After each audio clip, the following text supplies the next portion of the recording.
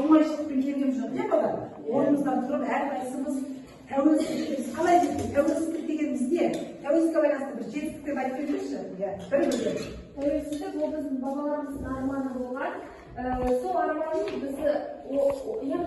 бізді орындалды да, біз қазіргі кезде тәуелсіз ел болып отырмыз. Және жоғары биік белесті қадағалап жақсы. Азамат, тағы сен қандай жақсы сөз айта аласың? Тәуелсіздікке қалай жеттік? Тәуелсіздікке ата-анамыз қиыншылықпен жеткен, және де осы тәуелсіздікті алғаннан кейін Қазақстанда тәуелсіздік өте жақсара басталды. Жақсы, жарайсыңдар, келеді.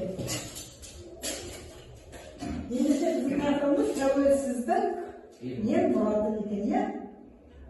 Біздің мақсатымыз бұл балалар. Тыңдаған мәтіндегі ақпараттың өмірлік мәселелеріне байланысты білу, ереже бойынша құрмалас сөздердің жасалу жолдарын түрлерін білу. Елімізде жақсы білмейсіз ғаным.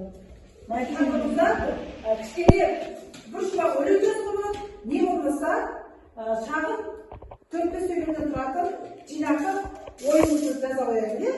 Жалпы тәуелсіздік тобы, тәуелсіздік ел бақыты, қазақ елі тобы, қазақ елінің болашағы, бүгінгі ұрпақ еншісінде деген тақырыпта сәл 1-2 минуттық кішкене ой толғау қояйық. Яғни шағын есте жазуға болады, не болмаса бір шумақ ойын жазуға болады. Жасыма, әскерге жаза қоямыз. Ойын айтсын. Тәуелсіздік ел бақыты. Біз тәуелсіздікке жету үшін қаншама армандадық. Бұл тек қана біздің емес, ата-бабамыздың армандары болды. Біз бұл тәуелсіздікті алғаннан кейін көптеген жетістіктерге жеттік. Тәуелсіз біздің басымызға қонған бақ сияқты болды. Жақсы, жарайсың, келді. Екінші топта қазақ елі тобынан кім? Ермет оқып қой. Екінші топта.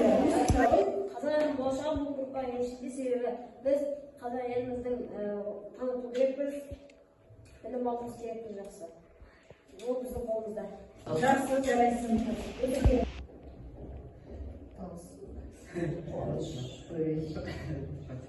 Қуаныш.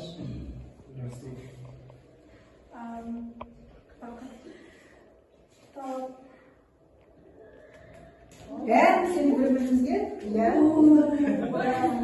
Жақсы. Енді топқа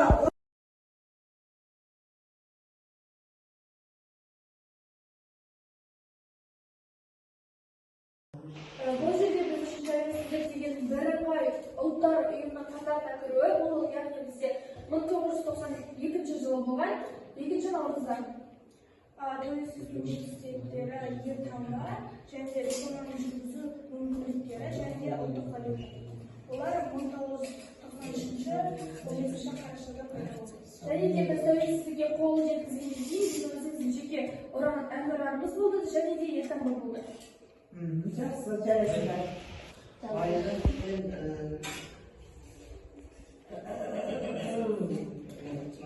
Дербес мемлекет 1991 жылы 16 желтоқсанда тәуелсіздік алынды. 1992 наурызда болуға кірді. 1991 жылы Конституция заңы қабылданды.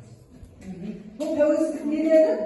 Ол тәуелсіздік қалай алынғаны және де қай жылы заңы қабылданды. Жетістіктер, иә? Жақсы.